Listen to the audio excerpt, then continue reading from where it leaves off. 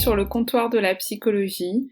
Je suis contente de vous retrouver aujourd'hui après les 2 derniers épisodes sur l'angoisse, parce qu'aujourd'hui on va aborder une nouvelle thématique qui est celle du traumatisme.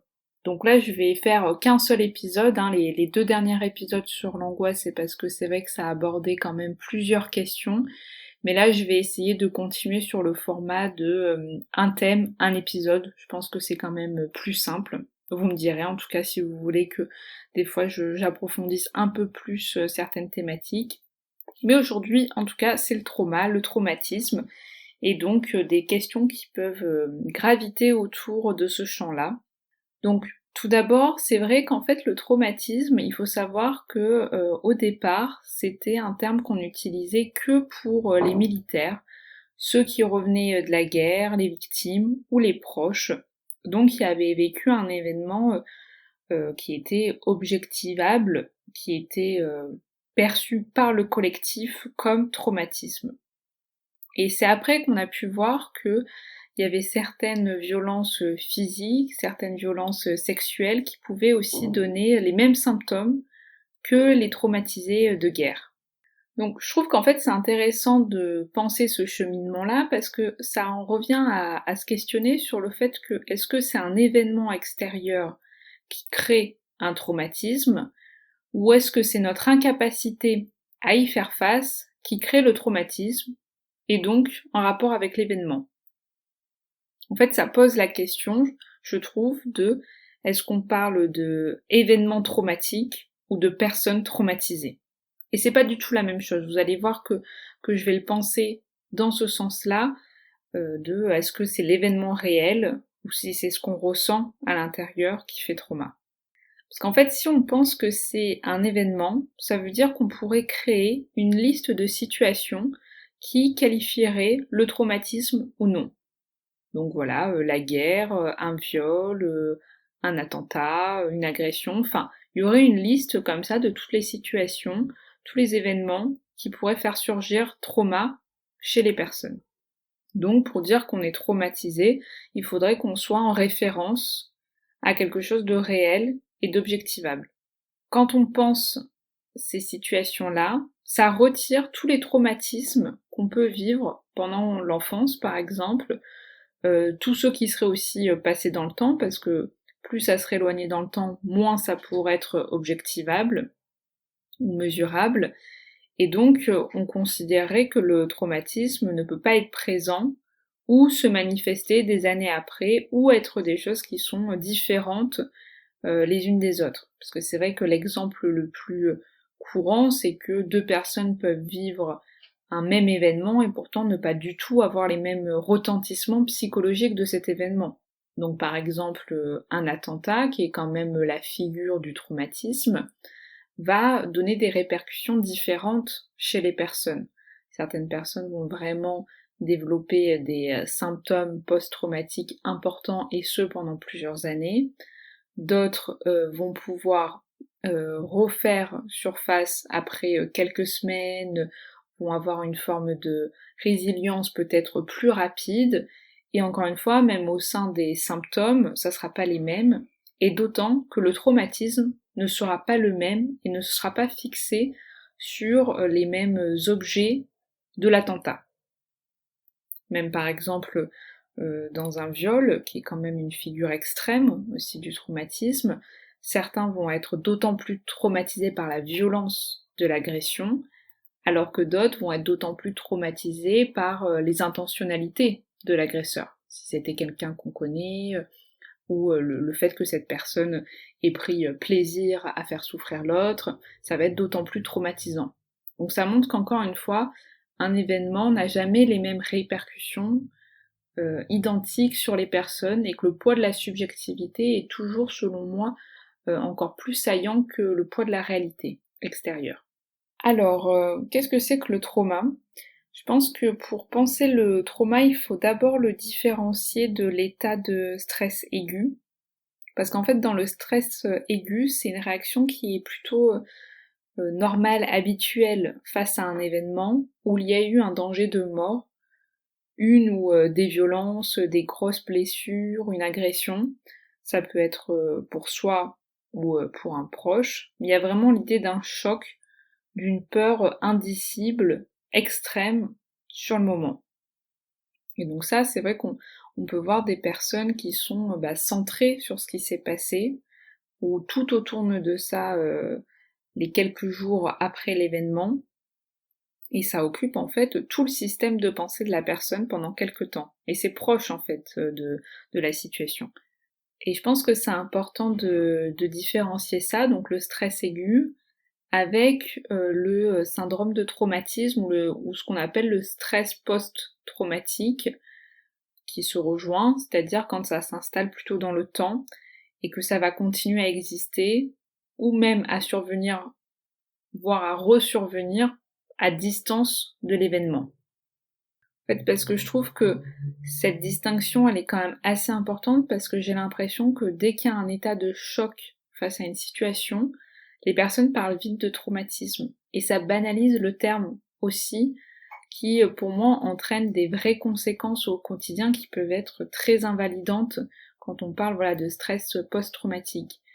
Et, euh, et encore une fois, la question de si on a vécu une agression, c'est normal d'être dans un état de stress aigu, de choc émotionnel pendant un certain temps. Je pense que ne pas l'être, ça peut être aussi une forme de difficulté. Et ça veut pas dire qu'on peut parler de traumatisme ou de stress post-traumatique, qui donc lui, encore une fois, va vraiment avoir des conséquences à long terme et va donner des vraies répercussions psychologiques. Donc c'est important de voir quand un événement qui a été justement sous le primat du choc, de voir comment il évolue, si au bout de plusieurs mois, l'événement semble toujours se vivre de façon aussi à vif. Des fois, il y a des personnes, elles racontent la situation, c'est comme si ça s'était passé il y a 2 heures ou hier, alors que des fois, ça peut faire des années. Et donc voir aussi si la personne souffre énormément de reviviscence, parce que je trouve que on parle pas assez des fois du basculement du traumatisme vers la dépression. Aussi, on a tendance des fois à parler de stress post-traumatique alors qu'en fait la personne est en dépression, donc ça peut être aussi en réaction face au stress post-traumatique, mais le risque en tout cas de ne pas penser et de ne pas parler de ce traumatisme peut faire que ça s'installe en dépression. Le traumatisme d'un point de vue psychique, d'un point de vue de l'organisation de ce que ça fait vivre, il faut le voir vraiment comme une quantité d'excitation qui déborde. Alors, comme on a pu un peu le voir dans l'angoisse, c'est assez paradoxal peut-être de penser à l'excitation dans ces temps-là, parce qu'en fait c'est pas l'excitation au sens commun du terme d'être excité comme une puce parce qu'on est très joyeux d'entreprendre une activité ou de retrouver quelqu'un. Là c'est vraiment d'un point de vue psychique, économique, d'en fait quelque chose qui est tellement envahissant que ça donne un afflux qui déborde. On est dans une impossibilité psychiquement à faire face à cet événement et que celui-ci soit extérieur ou que celui-ci soit intérieur, donc uniquement pensé par nous. Il y a vraiment l'idée, il faut le voir comme quelque chose qui pétrifie, dû au fait qu'on ne peut pas en fait faire le lien dans cet excès qu'on est en train de vivre de l'intérieur. Ça empêche toutes nos capacités de construire, d'élaborer, d'intégrer une situation. Il y a une intensité qui est telle, au sens du débordement comme ça, de l'angoisse, voire du néant, qui peut être totalement débordant face à une situation traumatique, qui fait que la personne qui est en train de vivre cet événement ne peut pas y répondre de façon adéquate, elle peut pas construire une pensée face à ce qui est en train de se passer. Et en fait, donc, c'est ce choc-là que la personne vit, il va vraiment devenir traumatique ou créer donc un état de stress post-traumatique quand justement ce qui s'est passé à ce moment-là, donc cette situation de non-sens, devient un non-événement. On ne peut toujours pas se représenter en fait cet effroi. Donc la chose, elle n'a pas du tout repris un statut de situation, d'événement. Il reste en fait cette sensation d'effroi, de sidération, sans que ce soit attaché presque à l'événement, comme si les deux étaient différenciés. C'est ça qui va faire que ça résonne énormément dans les souvenirs, dans les rêves. C'est la façon donc de réagir, la façon dont on s'est retrouvé dans cette situation, que l'événement en tant que tel, qui est à la limite presque un peu plus éloigné. C'est plus ce qu'on a ressenti. Et donc j'ai employé le mot d'effroi parce que je le trouve singulier et pour moi il a du sens quand j'entends parler certaines personnes d'un traumatisme. Et en fait on va voir que ce terme d'effroi il est pris par Freud parce que c'est de ça dont il parlait quand il évoquait le traumatisme en psychanalyse. C'est que donc ce trauma c'était cet afflux d'excitation donc trop fort qui venait faire totalement déborder la personne. Et donc encore une fois, même si ça peut être particulier de penser à un trop plein d'excitation, c'est très singulier en clinique parce que ça fait tellement objet d'envahissement pour la personne que ça fait éruption en fait dans ce qu'elle est, dans toute son identité, et ça c'est même très menaçant pour l'intégrité physique, psychique de la personne.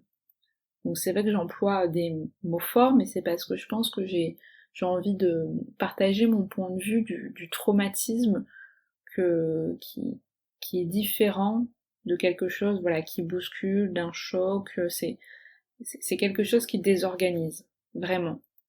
Et d'ailleurs dans le traumatisme, on est toujours dans l'excès parce que la scène en tant que telle, donc encore une fois, quand on se situe dans une situation d'un événement extérieur, fait qu'il y a un excès souvent de sons, d'images, d'angoisse, et c'est cet excès-là qui reste aussi dans l'après-coup. Et donc qui ne prend aucun sens et qui peut venir à inscrire un traumatisme. La personne n'est pas dans la capacité d'évacuer ce surplus ni de l'élaborer. C'est vraiment, il faut le voir comme notre mental qui est bombardé. C'est une bombe à l'intérieur. Selon moi, et plusieurs personnes partagent ce point de vue, ce qui fait traumatisme, c'est souvent la passivité qu'on a pu vivre pendant l'événement, pendant la scène traumatique. C'est-à-dire cet effet de sidération tellement on est débordé, fait qu'on se sent très passif dans la situation, et ça crée ce traumatisme aussi. Il y a vraiment l'image de on est couché par terre, psychiquement. Et d'ailleurs, on dit souvent que les personnes, sur le moment, ne se souviennent de pas grand-chose, que ça semble assez impensable, ou alors irreprésentable, comme un moment donc dénué de sens. Et je pense que c'est pour ça que Freud y parle d'effroi, c'est qu'il n'y a pas de mots, il y a de la sidération et c'est très brutal. Et d'ailleurs, moi je trouve que c'est ce qui fait que souvent après l'événement, les personnes peuvent être aussi dans cet état de vide, de sidération. C'est possible que c'est le fait d'avoir eu aussi cet afflux d'excitation si envahissant à un moment donné, qu'après il n'y a plus rien. Après c'est un état sidérant, on est assez coupé. Enfin c'est une hypothèse, hein, mais que vous pouvez partager ou pas, mais je trouve que ça, on peut le rencontrer dans ces cliniques-là. Donc en tout cas, Freud il pense que vu que la personne elle n'a pas pu comprendre, faire du lien dans ce qui se passait, donc voilà, une situation traumatique là qui se passe devant nous, une bombe qui explose, donc là je vais vraiment dans des images extrêmes, mais c'est pour bien que vous compreniez, mais en fait dans ces moments-là, il n'y a eu aucun moment où on a pu lier l'événement.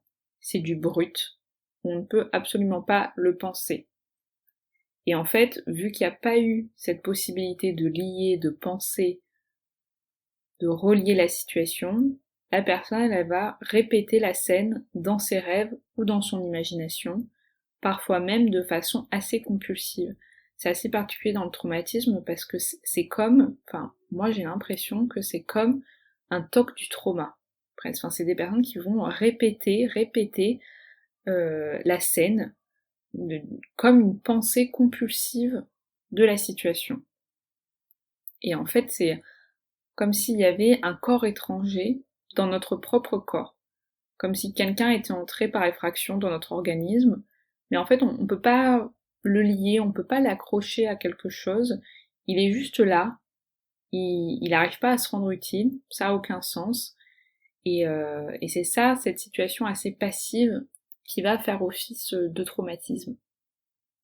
D'ailleurs, un jour, je pense que je vais faire un épisode sur la culpabilité parce que je trouve que c'est un concept qui est vraiment très en lien avec la question du traumatisme.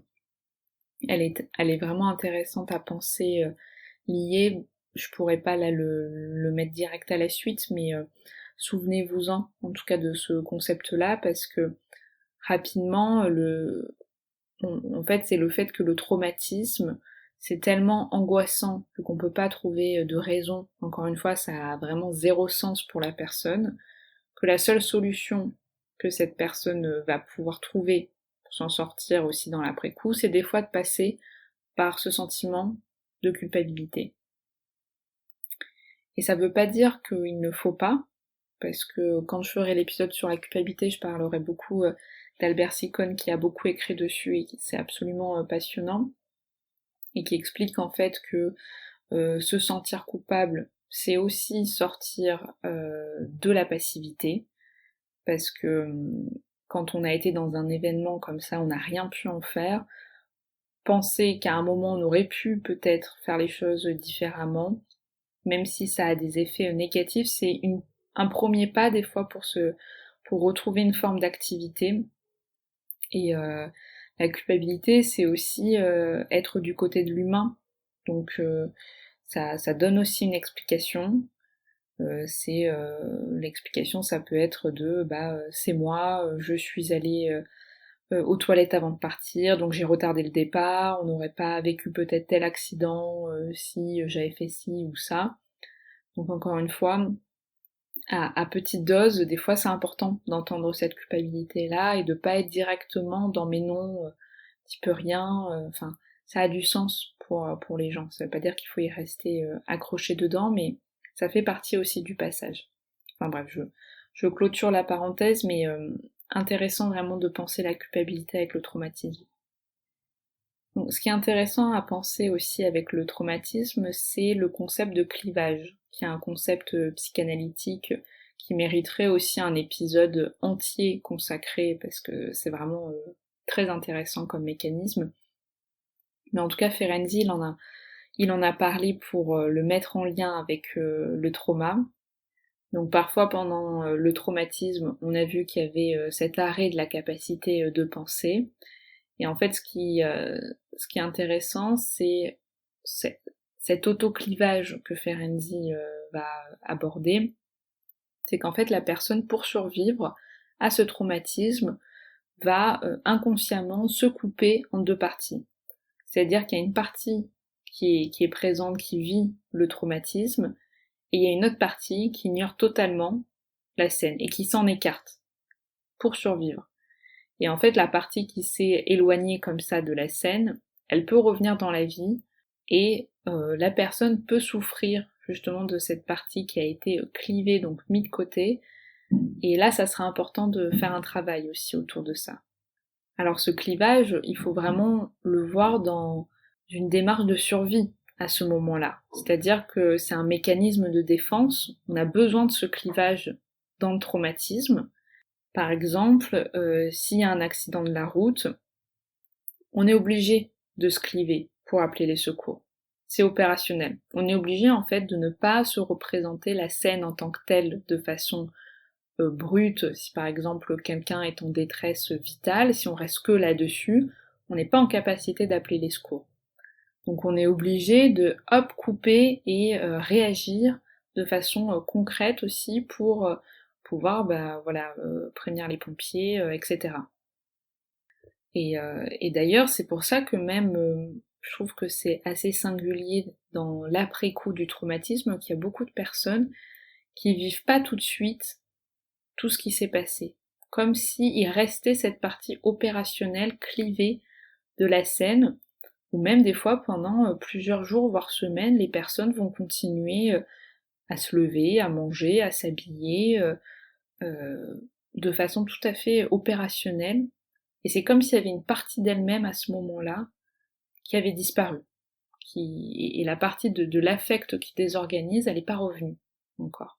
C'est pour ça qu'il y a vraiment la notion d'après-coup qui est très importante dans le traumatisme. On va parler aussi du trauma psychique qui est aussi important parce qu'en fait là on a beaucoup vu par rapport à des scènes, donc je pense que vous avez compris l'effet d'une situation qui peut déborder d'un point de vue du réel.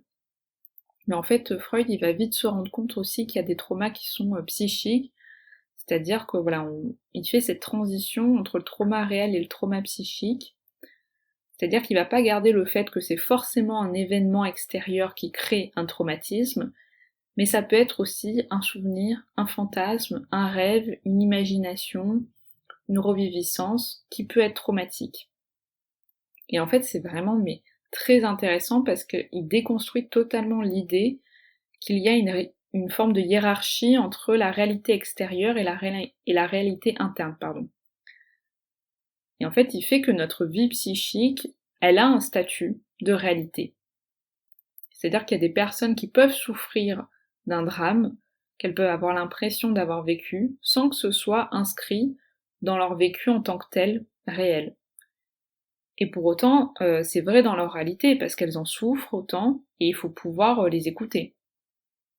Par exemple, il y a des personnes qui peuvent avoir extrêmement peur de l'eau, comme s'ils avaient vécu une noyade, et donc ils peuvent avoir du mal à respirer, quand très phobiques d'entrer dans l'eau, et pourtant il n'y a jamais eu un événement qui désigne qu'ils se sont noyés. Quand on parle aussi de traumatisme psychique, c'est aussi l'idée que le trauma d'une scène, enfin une scène qui peut provoquer un choc, peut venir réactiver d'autres traumas. Donc Freud il appelait ça névrose traumatique, et la planche disait quelque chose de vraiment intéressant, il me semble qu'il disait qu'il fallait 2 traumatismes pour en faire un seul. Donc 2 traumatismes pour faire un traumatisme. Donc c'est-à-dire que parfois on a pu vivre des événements qui n'ont pas pris forcément une place de traumatisme justement dans notre organisation psychique, quelque chose qui n'a pas eu une place singulière dans notre mémoire. Mais en fait le fait de vivre une deuxième scène peut raviver la première, même si les deux ne sont pas identiques. C'est que la deuxième scène va faire qu'on peut se souvenir d'une première scène, et c'est souvent ça, le traumatisme, qui fait encore plus cet effet trauma. C'est le souvenir de la première scène. Je sais pas si je suis claire dans ces propos-là, mais ça montre qu'en fait c'est important de pouvoir des fois réinterroger ce qui s'est passé avant aussi, quand on voit qu'il y a des traumatismes qui s'inscrivent trop dans le temps. Je sais pas si je vais arriver à donner un exemple, mais quelque chose bon peut-être d'assez vulgarisé justement, mais on fait du vélo, donc on part en balade et peut-être qu'on a été frôlé par une voiture, ce qui a fait qu'on est peut-être tombé, qu'on a eu très peur pour notre vie, qu'on a été sous le choc, enfin qu'on a eu peur pour soi, hein, que ce soit réel, qu'on ait même pu nécessiter des soins, enfin, etc. Et ben en fait, des fois dans l'après-coup, on peut vivre ça comme un traumatisme, parce que sans s'en rendre compte, ça a réactivé peut-être une autre scène aussi, cette chute dangereuse et ce risque pour soi, ça en a réactivé un autre qui des fois est d'autant plus traumatique. Donc, par exemple, le fait que, je sais pas, enfant, on est parti à vélo sans rien dire à qui que ce soit, on était petit, on a du coup transgressé l'interdit parental, et à un moment peut-être on s'est perdu, on pensait qu'on n'allait pas retrouver chez soi, ou alors voilà, encore une fois on a pu avoir eu peur de se faire écraser, même si c'était pas la réalité, et donc on est vite rentré, on en a parlé à personne, et on a laissé ça de côté. Peut-être qu'en fait ça, ce traumatisme donc là actuel d'avoir frôlé un risque pour soi, vient réactiver ce que enfant à un moment on a vécu comme risque, et vient en plus réactiver le fait que on a transgressé et que ça a failli nous coûter parce qu'on a eu très peur. Et donc toute la représentation avec les parents, et etc. Donc vraiment cette notion d'après-coup importante dans le traumatisme psychique, qui est que le premier événement devient traumatique quand le deuxième événement le réactive. Alors avant de parler un petit peu de comment aussi on peut peut-être sortir du trauma, je voulais faire une petite parenthèse aussi qui est intéressante sur les traumas qu'on dit constructeurs. Parce qu'en fait c'est vrai que là j'ai donné une image très sombre et qui c'est le cas hein, en soi des traumatismes. Mais en fait il y a certains traumas donc d'un point de vue psychique qui sont plus constructeurs, organisateurs. C'est certains, voilà, il me semble, parlent de traumatisme organisateur. Par exemple, les séparations pendant l'enfance. Euh, Ça fait partie aussi des petits traumatismes qui font que on en est là aujourd'hui et que ça s'est organisé dans notre pensée. C'est que voilà, un bébé quand il est tout le temps collé à son parent, par exemple à sa mère, et qu'en permanence il est voilà avec elle, bah forcément quand elle reprend aussi d'autres activités, et ben il peut avoir ce sentiment de détresse, de perte, d'avoir peur que l'autre disparaisse, et ça fait partie en même temps des traumatismes qui construisent, qui sont importants à vivre. Ça fait partie du processus de se séparer de la toute-puissance infantile, de se confronter à l'altérité, à la différence des sexes, etc. Enfin, il y a plein de traumatismes comme ça qu'on peut retrouver pendant l'enfance et qui permet qu'on s'organise aussi psychiquement. Donc là, je parle pas, encore une fois, hein, des traumatismes violents de on arrache un enfant à sa mère ou quoi que ce soit. Hein. Je parle de la vie courante qui organise aussi la pensée. Des moments, en tout cas, que l'enfant doit vivre, qui peuvent faire un temps trauma et qui construisent après, organisent notre pensée, notre rapport aux autres, au monde. Voilà, on n'est pas en fusion, ni tout puissant, etc. Et pour ça, d'ailleurs, c'est très important que l'environnement accompagne cela, hein, que ce soit voilà les proches, les parents, etc. Donc c'est pour dire qu'en tout cas, juste les traumatismes ne sont pas systématiquement destructeurs, mais il y en a qui sont organisateurs. Ils peuvent aussi être du côté de la vie et de la réorganisation du système.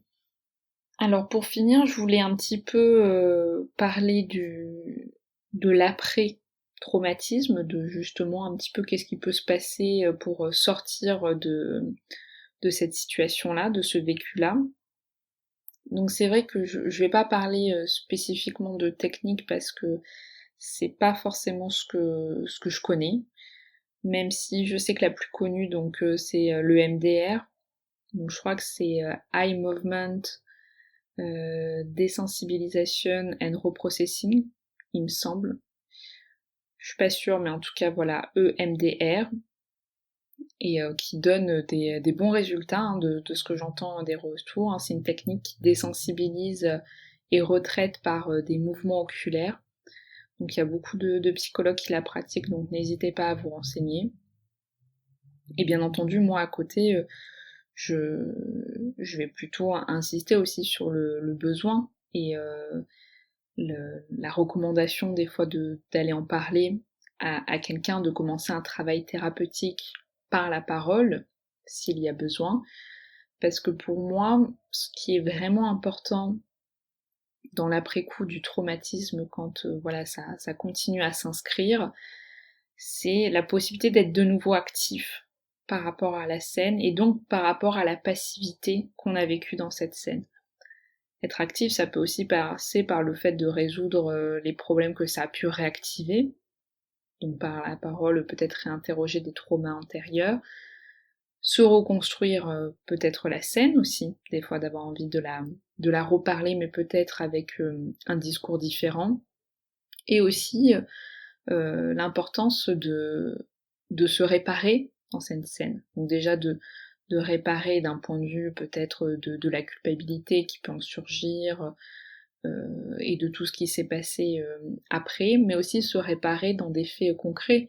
Je pense par exemple à un viol, le fait de porter plainte après, c'est donc il y a la question d'attaquer celui qui a agi, qui est passé à l'acte, mais aussi se réparer soi, c'est très thérapeutique aussi de porter plainte, parce que c'est justement, alors que certains ont l'impression que ça vient faire vivre le statut de victime, mais non, en fait on est victime quand on reste passif, et je pense que porter plainte, c'est reprendre une activité face à ça.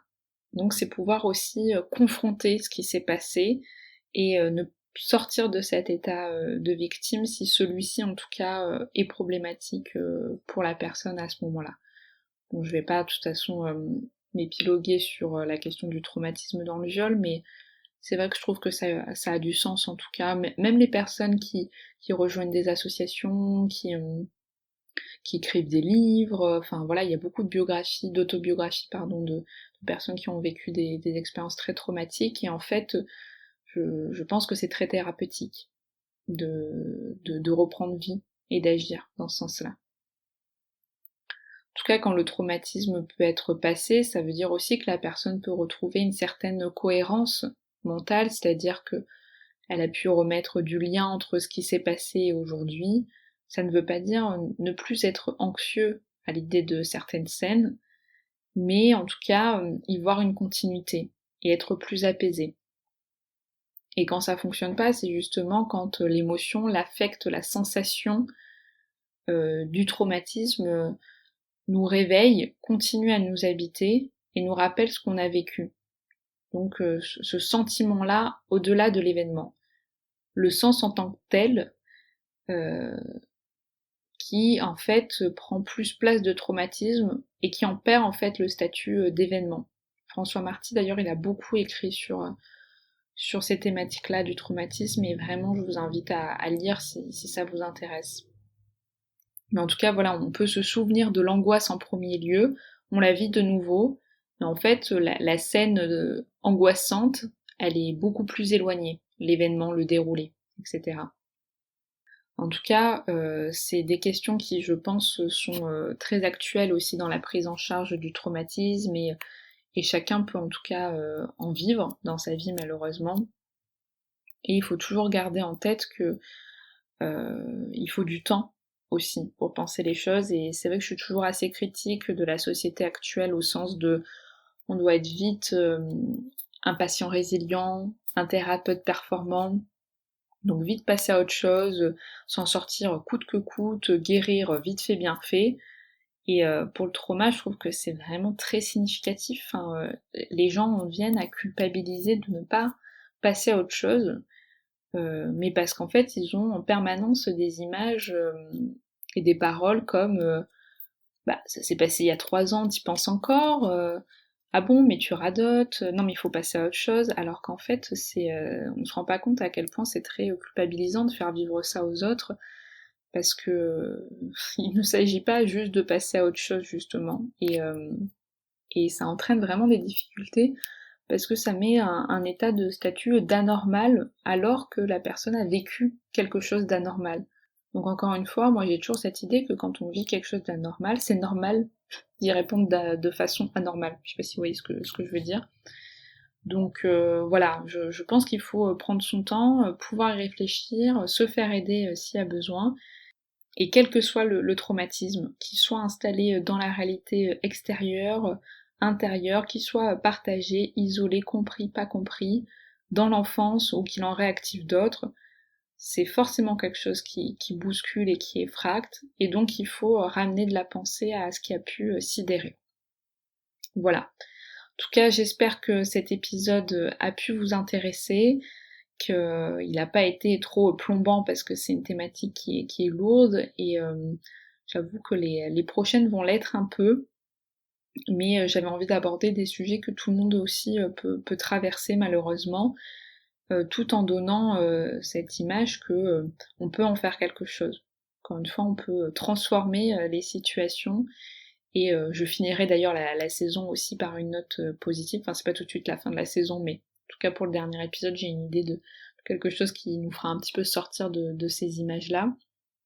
Mais voilà, n'hésitez pas à me donner vos retours, vos avis, n'hésitez pas aussi à mettre 5 étoiles si vous avez apprécié ce podcast, et puis je vous souhaite en tout cas une bonne journée ou une bonne soirée, à très bientôt, salut!